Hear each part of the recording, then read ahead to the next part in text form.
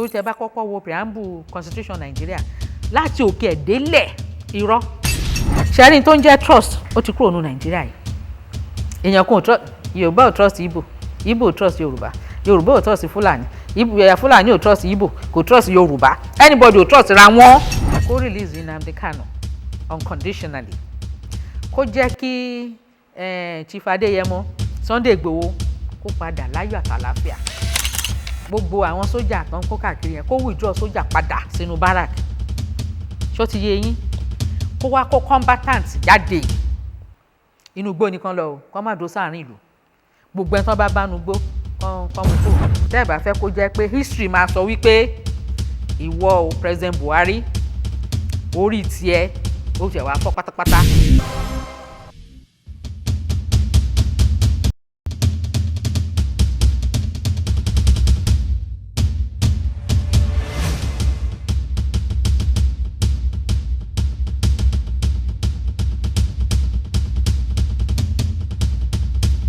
Ṣẹ́rí mi tó dé yìí èpè kọ́ kò lè dá, ó máa wọ́ọ̀sì sí ni. Àfi ká ṣe àtúnṣe ní kíákíá kó má lọ dogun. Ṣẹ́rí tí wọ́n bá jẹ́ kí ebi kó dógun lẹ̀ àwọn tó ní àfi kọ́ lọ́n ṣàánú. Gbogbo security tí everybody ní kò rànlẹ̀, àfi kí Ọlọ́run kó ṣàánú. Ṣẹ́rí ibi tó dé yìí yẹn ká sọ tọrọ fúnra wa ni o, ká má parọ́ fúnra wa. Àkọ́kọ́ ó yẹ ká wò ó pé ẹjọ́ unity tó ń pè yẹn ta ló favour? Kò favour anybody. Òyìnbó ló favour, àwọn tó ń pèrè àwọn super power àwọn ló favour. Wọ́n kàn wọ́nú ìlú wọn kàn kó nǹkan aráàlú kó ṣe wọ́n ń lọ nìyẹn. Wọ́n máa sọ oríṣiríṣi àwọn ọ̀rọ̀ tí ò ṣe gbọ́ sétí. Ó máa ṣe o. Èló ni náírà sí pound sí dọ́là ń gbà náà, bọ̀ kò dùn mọ́ wọn nú rárá àfìgbà tán gbé wálẹ̀. Ṣó ti yé yín? Wọ́n kàn máa pè ẹ lọ dìválẹ̀ owó yín. Gbàtẹ́pẹ̀ yín gan ẹ̀ níyé yáwó àfi ṣe ibi tá a dé yìí ń sìn níbi tá a wà yìí. Ká kọ́kọ́ bára wa sọ òótọ́ ọ̀rọ̀ tó dáa gan-an, ká fèsì ẹ̀ ní gidi. Àkọ́kọ́ náà mi sọ lẹ́ẹ̀kan, President Buhari ó ní láti calm down. Ṣó ti yé yín? Ṣẹ́rí irọ́ tán pa pé bad leadership yẹn irọ́ ni. Abraham Lincoln, President America ní 1861 ó sọ àwọn kan. Ó ní ṣẹ́rí tí structure bá dúró déédéé táwọn aráàlú náà fojúlẹ̀ ó ní ká gbé ẹni tó burú jù láyé ó ní ká fi síjọba. Ó ní kò sí tó fẹ́ bàjẹ́, kò sí tó fẹ́ ṣe, because ẹsẹ̀ wọn rinlẹ̀, structure ti dúró. Ṣó ti yé yín sìn? Bẹ́ẹ̀ bá fẹ́ ṣiṣẹ́ ẹ fẹ́ ṣe nǹkan kan ní ìdàtí anybody lọ́hùn, wọ́n ti kọ gbogbo ẹ̀ sílẹ̀. Ẹ fẹ́ ṣe school wọ́n ti sọ ní tẹ́ máa ṣe o, wọ́n fẹ́ dá school lẹ̀, ọ̀rọ̀ pé mo fẹ́ bribe èèyàn kan ò sí, ṣé kò gba nǹkan license ẹ̀ ni.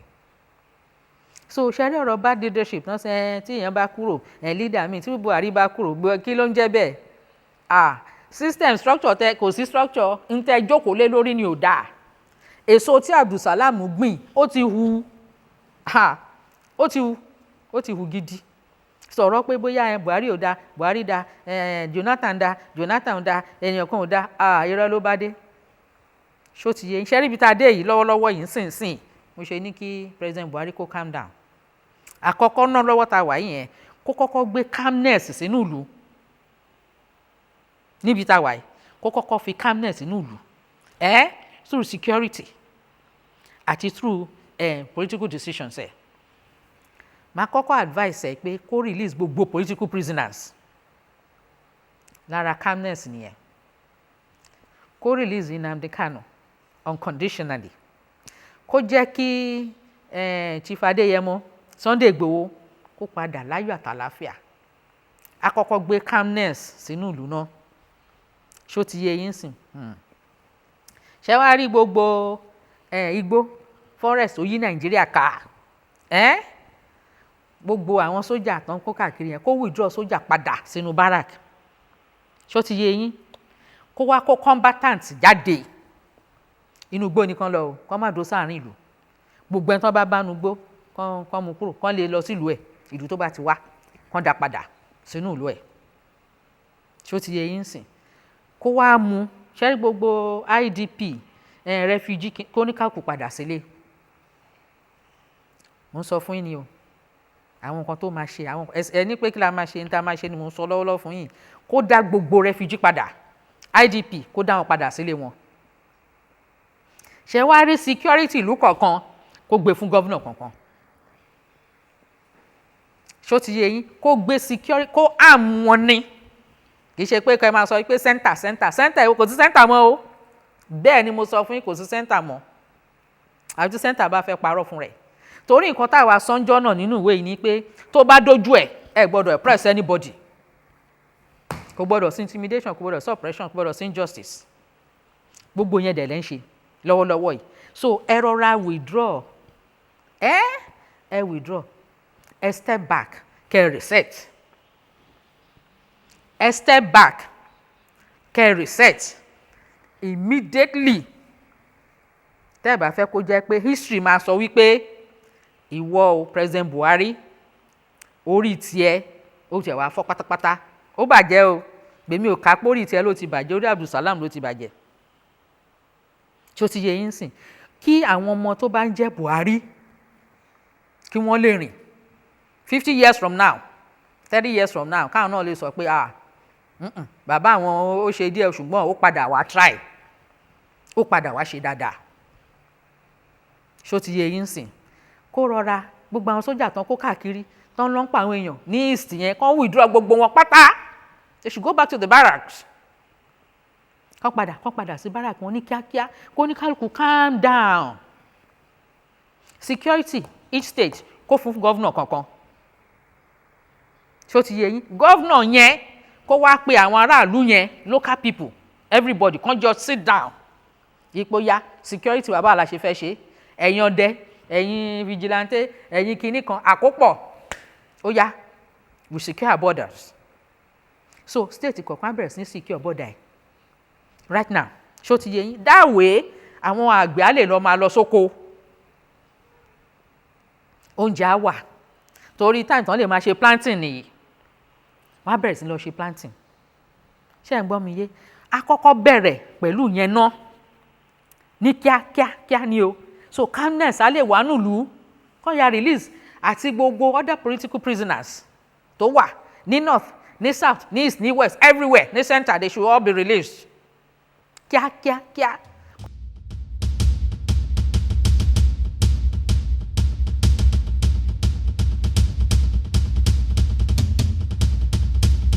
ṣe rí ọ̀rọ̀ self-determination is not in the interest of Buhari or anybody. It is in the interest of the people for the will of God. ṣé ó ti yé yín sìn in tó yẹ kó yé President Buhari ni pé right from ìgbà tí British ti sign 100 years ló ti fi Nigeria sí slavery. Okay, 2014 100 years yẹn pé but àti ìkúrò nú ẹ̀ how do we get out of it? A máa struggle out of it náà ni a máa jáde nú ẹ̀ ṣó ti yẹ yín sìn ẹ rí i pé constitution tí Abdulsalam kọ constitution oko ẹrú yẹn náà ṣì náà ni constitution oko ẹrú confam tó jẹ́ pé ẹ ní agbára lórí nǹkan tó jẹ́ tìyín nǹkan tó ń jẹ́ oko ẹrú nìyẹn gbogbo ohun tó lọ́n fún yín ẹ ní agbára lé lórí gbogbo ẹ̀ náà gbà mọ́ yín lọ́wọ́ so láti ṣe nǹkan tó tọ́ sìn President Buhari láti gbọ́ the voice of the people right now kó bẹ̀rẹ̀ sí ní ṣe arrangement kó announce wípé wọ́n máa ṣe referendum independence referendum pé oríṣiríṣi o ti constitution wà ti independence wà independence referendum òun ni àwọn èèyàn yẹn ń béèrè fún àwa Yorùbá fẹ́ àwọn Biafra fẹ́ àwọn south middle belt wọ́n fẹ́ mo ṣe ọ̀bọ̀yà Hausa náà fẹ́ ṣe wá rí kì í ṣe pé against Nigeria là ń bèrè self-determination fún no come and get it wrong that's why he's getting it wrong kì í ṣe against Nigeria o ṣé ó ti yé yín sìn against àwọn colonial master ni ṣe rí independence ìjọ sí tí wọ́n rò pé àwọn gbà wọn ò gbà o wọn ò gbà torí ìgbà tán fi lè pera wọn ní republic tán yọ queen kúrò head of state wọn ò gbà Queen padà instead pé òun náà ṣe head of state. Ṣé bẹ́ẹ̀ rí lẹ́nu ọjọ́ mẹ́ta ẹni àná àbíjọ́ òní Barbados ṣẹ̀ṣẹ̀ kúrò wọ́n ṣẹ̀ yọ Queen kúrò head of state ẹ gbogbo àná ti wà ní kí n ṣe rí àrà tó ń dá ṣe rí àrà tí wọ́n ń dá lábẹ́ ọ̀run yìí. So kì í ṣe yí pé self determination nìyẹn kí President Buhari má rí pé fighting against Nigeria kí ni irọ́ tán máa ń paná tó tẹ bá kọ́kọ́ wo preamble constitution Nigeria láti òkè ẹ̀ délẹ̀ irọ́ ẹjọ́ ń bo ni we the people ti dé bó la kóra wa jọ sí ẹ tún wá ní we yẹn o a decide pé a ní dissolve a ní ṣe kinní kan kí ló ń jẹ́ bẹ́ẹ̀ ẹjọ́ mo fẹ́ fún yín ní example kan mo fẹ́ kí President Buhari gangan ni mò ń bá wí tó bá lè dé ọ̀dọ̀ ẹ̀ àbí presidency even Malami anybody any one of them mo fẹ́ fún wọn ní example yìí as a father ó ní ọmọ obìnrin tó nífẹ̀ẹ́ gan-an ó fẹ́ràn ẹ̀ gan-an ó wá fẹ́ marry ó wá dé ó mú foreigner wá pé òun fẹ́ fẹ́ ẹ wá ní why à ń ṣèdè kan náà náà we are not the same culture anything like kí ló dé ẹ wá ó nínú I love him mo love ẹ ni o as a father tó fẹ́ràn ọmọ ẹ̀ ṣe mọ̀ pé automatically ẹ máa accept ó wá accept nìyẹn ó jẹ́ kó fẹ́ foreigner kí ló fẹ́ tán ló bá mú ọmọ ẹ̀ kò ní nǹkan kan o àbí ọmọ ẹ̀ ṣe mọ̀ pé ìwọ ni president ìwọ ló lówó gbogbo nǹkan tó wà lọ́wọ́ ọmọ ẹ̀ ló bẹ̀rẹ̀ sí ní kó gbogbo mọ́tò ọmọ ẹ̀ ó máa wà á fi gbé obìnrin á ṣe tọmọ ẹ̀ bá ní òun èèyàn kan fóònù wípé òun rí ẹ with another girl á fi gbàgbà gbìngbìn ó bá sọ di drum punching bag gbìngbìn ló bá lù ú títí ìgbó wá dijọ́ kan náà bá pè ẹ́ wípé sà ọmọ yín wà lọ́sípítù o ó wà ń kómà kó kíni kí ló ṣẹlẹ̀ ọkọ ẹ̀ lù ni o ó ti máa ń lù àwọn dẹ̀ ti sọ fún kó yé lù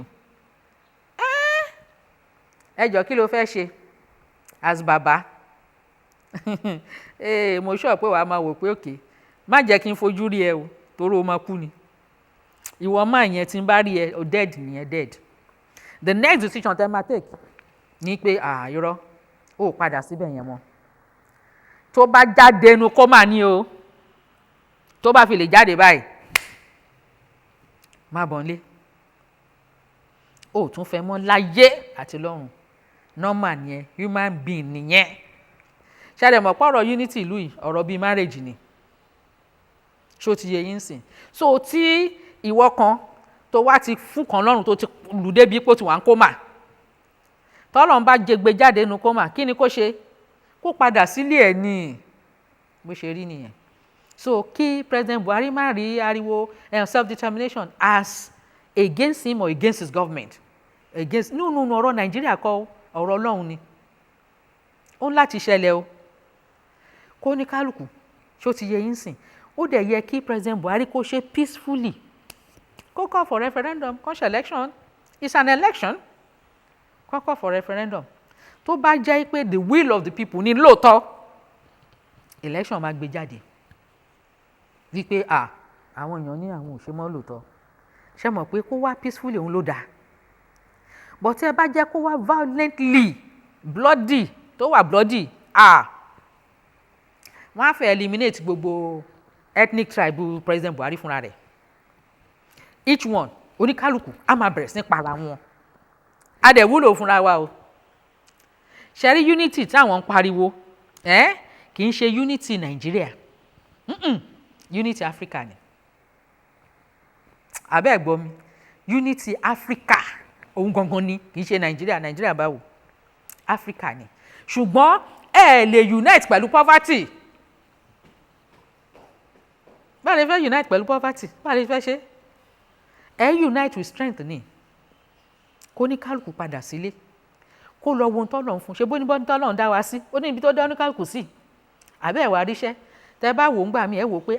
tán bá ya máàpù Nàìjíríà ẹ rí i pé wọ́n bá díẹ̀ ní sáìdì Yorùbá wọ́n bá díẹ̀ ní sáìdì Igbo middle south gbogbo ilẹ̀ wa lọ fáwúsá ṣé ó ti yẹ yín sìn kó oníkálukú padà sí tẹ́rítírì ẹ̀ ṣàwárí tọ́lọ́run fún oníkálukú kán lọ bẹ̀rẹ̀ sí ní lò ó ṣé ó ti yẹ yín sìn kán bẹ̀rẹ̀ sí ní lò ó kán bẹ̀rẹ̀ sí ní lò ó so wọ́n á ní strength yẹn wọ́n á máa fi fọwọ́ síra wọn ilẹ̀ Ìgbò kílẹ̀ ní o a fẹ́ rà lọ́dọ̀ yín Yorùbá mo fẹ́ rà lọ́dọ̀ yín Haúsá èmi náà rà lọ́dọ̀ yín bẹ́ẹ̀ yẹn Fúlàní kẹ́rẹ́ àwọn Fúlàní tán ń lò yẹn especially àwọn tó ń gbé kúrò nínú ìlú wọn àwọn yẹn náà ò tí ì ronú ni tán bá ronú tán lọ́ọ́ lù wọn wọ́n á mọ̀ pé wealth kan wà ń bẹ̀ tó ń lé àwọn kúrò káwọn má lè kó tá bá padà síbi àwọn náà rí wealth tó wà ń bẹ̀ àwọn Fúlàní tó jẹ́ Fúlàní tó wà ń bí báyìí àìmọye wọn tán dá gidi ṣe rí àwa síra wa níṣòro so tó ní káàkù bá wà lọ́tọ̀ọ̀tọ̀ a lè máa bára wa ṣe peacefully ṣe rí by force marriage yìí tí British ṣe yìí by force resources tó ń kó yìí tó ń jí wa lẹ́rù lọ yìí oníkálùkù á lè wá lajú pé ṣé pòun ní kíní ìṣá ṣé pòun ní kíní ìṣá tó bá ti ń di pé kí ìwọ kan máa wò pé o fẹ́ oppress àwọn kan ni o fẹ́ control absolute power o fẹ́ sọ̀rọ̀ ẹ̀dọ̀ Ọlọ́run ni gbogbo ẹni tó bá fẹ́ sọ̀rọ̀ ẹ̀dọ̀ Ọlọ́run máa parun kò sí nǹkan tó lè ṣe lọ́wọ́lọ́wọ́ tá a wà yín sìn lọ́wọ́lọ́wọ́ yìí nǹkan tá a máa ṣe nìyẹn ní kíákíá kí President Buhari kó tètè announce ní kíákíá pé ó yá ṣé referendum lẹ fẹ́ ẹ jẹ́ àṣẹ ṣé ó ti yẹ yín sìn mi ò fẹ́ mẹ́nu bà pé wọ́n fẹ́ ṣe election ní 2023 because as far as I'm concerned in tó wà nínú ìlú ń sìn ó ju bẹ́ẹ̀ lọ ṣe gbọ́ àwọn aráàlú yìí mi ò rò pa ara wọn lè gbà ṣe wá ní tó máa ṣẹlẹ̀ tí wọ́n bá tètè ṣe nǹkan ní pé ibi tí ẹ ti rò ọ̀nà tí ẹ rò nìkan náà máa fi snap akọ̀ndédé ṣẹlẹ̀ ní yàrá pé tí wọ́n máa sọ pé a máa ṣe protest meet us at kinikan bridge meet us at kinikan gardens kò ní rí bẹ́ẹ̀ o kò ní sí announcement o ó kàn máa dédé spark ni o eruption ni o kò dẹ̀ sẹ́ni tó fẹ́ eruption yẹn rárá kò sẹ́ni tó fẹ́ eruption yẹn so dancing ká tètè take action because ẹ̀ ń sọ̀rọ̀ election based on what ṣé the same constitution yìí náà ni dẹ̀ lè ṣe make up yàrá obìnrin ṣe ń kun powder lè make up powder Nàìjíríà mọ́ kò ṣeé ṣe táwọn kan bá ní kan restructure ni what do you mean by that àwa fúnra ara wa tá à ń sọ ń gbà yẹn restructure náà là ń pè à ń restructure ni àwọn governors lẹ́nujọ́ mẹ́ta wọ́n restructure náà tán sọ pé àwọn làwọn máa gba VAT àwọn part of restructuring náà nìyẹn ẹ fẹ́ change nǹkan ni actually Zamfara ló bẹ̀rẹ̀ restructuring nínú ìlú yìí ìgbà tó declare rẹ̀ pé sharia lòun under Nigeria ló ṣàwà Nigeria kẹ̀rí secular ni ẹ̀sìn tó máa ń wọ̀n ni kò ṣe but Zamfara ní no Zamfara ti separate kúrò do you understand so kò sí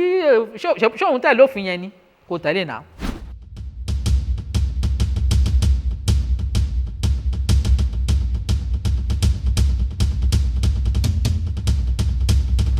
so tá a bá ní pé a fẹ́ restructure kí lè mean by that èèyàn kan mo gbọ́ lẹ́nu jẹ́ mẹ́ta ó ní kán padà sí 1963 ṣé 1963 àbí 1960 ló pé kò ṣeé ṣe mọ́ ìdí tí ò ṣeé ṣe máa sọ fún yín ṣe rí number one ingredient tó ń jẹ́ kí àwọn èèyàn jọ gbé pọ̀ wọ́n ti yọ kúrò kí ni nǹkan náà trust tí ẹ̀yin àtìyàwó yín tẹ̀ bá trust ara yín ẹ lè fẹ́ra yín ìjọ tí trust bá kúrò ní marriage divorce ló tẹ̀lé torí ìjà ni suspicion ni ìjà ni ṣẹ́rin tó ń jẹ́ trust ó ti kúrò ní Nàìjíríà yìí èèyàn kan ò trust Yorùbá ò trust Igbo Igbo ò trust Yorùbá Yorùbá ò trust Fúlàní Fúlàní ò trust Igbo kò trust Yorùbá anybody ò trust ra wọn tá a bá trust ara wa kí ló dé tá a ṣe fẹ́ máa jọ gbé kò possible ẹ jẹ́ kó ní kálukú lọ ná tó ní kálukú bá lọ tá a ti build strength ra wa àwa jọ máa gbé Haúsá tó ń gbélẹ̀ yìí Fúlàní tó Ìgbò tó ń gbélẹ̀ Yorùbá ìyẹn pé kò lè má gbé bẹ́ẹ̀ the only thing ni pé tẹ̀lé òfin Yorùbá ìwọ náà di Yorùbá, tèmi nìyẹn. Ìwọ tó bá ń gbé ilẹ̀ Yorùbá ó máa di Yorùbá. Ní ayé àti láyé kò sí nǹkan tó ń jẹ́ sẹ́ríkí ń bo, sábó ń bo, níbo nílẹ̀ Yorùbá Yorùbá ni ẹ̀ nà. Ní tó bá mú ẹ jẹ́ Haúsá nílẹ̀ Yorùbá, Yorùbá ni ẹ́. Ní tó bá mú ẹ jẹ́ Fúlàní nílẹ̀ Yorùbá, Yorùbá ni ẹ́ first. O lè wá láti ìran Fúlàní but Yorùbá ni ẹ́. O lè wá láti ìran Ìgbò, Yorùbá ni ẹ́. Kò sí gbé, kò sí nǹkan kan nílẹ̀ Yorùbá. Yorùbá náà dẹ̀ tó bẹ̀ kó lọ sí ọ̀dọ̀ èèyàn kan kó ní òun ọba bó. Ọba bó, wá jọba lọ́dọ̀ Yorùbá ni o. O lè lọ sọ́dọ̀ Ìgbò kó máa ní ọba èwo. So ó ń láti decide. Ṣé rí nǹkan tó ń ṣẹlẹ̀ tí wọ́n fi sórí àwọn kan pé àwọn fẹ́ gba lọ ẹ̀yà àwọn kan kò possible. Ṣé rí àwọn kankan wọ́n ń pè ní indigenous. Àwọn ọmọ onílẹ̀ ló ń jẹ́ bẹ́ẹ̀. Àwọn tó ní ilẹ̀ yẹn gangan kò ṣẹlẹ̀ láyé rí níbikíbi kéèké gbalẹ̀ ọmọ onílẹ̀. Kí lẹ rò pé Afghanistan ṣe ń rọ́wọ́ mú? Tọ́lá náà nílẹ̀ wọn náà. Wọ́n dẹ̀ rò pé àwọn tó ń wá wípé wọ́n fẹ́ gbalẹ̀ ilẹ̀ àwọn mọ́ àwọn lọ́wọ́ ni. Wọ́n ló ṣe dà ń pọ́n win. Wọ́n ń win àwọn ọmọ onílẹ̀ o. Irọ́ o láíláí. Báwo ni Fúlàní ṣe máa lóun fẹ́ gbalẹ̀ Yorùbá? Láyé àti láyé kò lè ṣẹlẹ̀. Títí ayé máa fi parẹ́ kò ní ṣẹlẹ̀. Ogun kan máa ṣẹlẹ̀ ní àdẹ̀ ní rógun. Báwo ni Fúlàní ṣe máa lóun fẹ́ gbalẹ̀ Ìgbò? Kò possible. Yorùbá ò ní dìde mì kó lóun fẹ́ lọ gbalẹ̀ Haúsá. Àbí kí Ìgbò dìde kó ní òkè òun lọ sí Senegal, òun fẹ́ lọ gbalẹ̀ Fúlàní tó wà ń bẹ̀. Kò ṣeé ṣe. Ṣé o pé ńgbà kan Saddam Hussein ó cross ó fẹ́ gbanú ilẹ̀ Kuwait. Ṣé o pé ńgbà yẹn ni gbogbo wọn kóra wọn jọ náà jà rẹpẹtẹ ń bẹ̀. Kò ṣeé ṣe mọ́ láyé ta wà yìí. Torí àwọn ọmọ onílẹ̀ ti mọ ilẹ̀ wọn. Wọ́n mọ ilẹ̀ wọn ní gidi. So ìyẹn tiẹ̀ dúró ná. British gan lè gbé ṣíìpù sórí omi ní ìsìn kó máa ní òun fẹ́ lọ jalè ìlú kan bì kan níbo kò ṣẹlẹ̀. So tí àwọn yẹn àwọn bàbá olè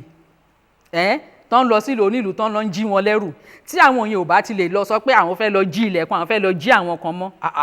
tí àwọn yẹn ò bá lè sọ pé àwọn fún máa lọ tún jalè máa múlẹ̀ káàkiri, kí ló tí Fúlàní kan máa fi náà fẹ́ gbalẹ̀ Yorùbá, àbóun fẹ́ gbalẹ̀ Ìgbò, àbóun fẹ́ gbalẹ̀ Haúsá gan, kí ló dé? Láyé kò lè ṣẹlẹ̀. Táyé máa fi parẹ́ ilẹ̀ Yorùbá ò ṣe é gbàṣà, mo mọ̀ yẹn confam. Láyé táyé máa fi parẹ́ ilẹ̀ Yorùbá ò ṣe é gbà. Ẹni tó bá lálẹ́ ń lálàkàlà ni. Àwọn kan ló ń tì wọ́n lẹ́yìn o. Tẹ̀lé àwọn Fúlàní tẹ̀ ń rí yẹn tán pé Fúlàní irọ́ o. Àwọn kan ló wà ní ẹ̀yìn wọn. Àwọn ló ń tì wọ́n lẹ́yìn tó wọ́n fẹ́ máa jí ọrọ̀ ilẹ̀ Nàìjíríà.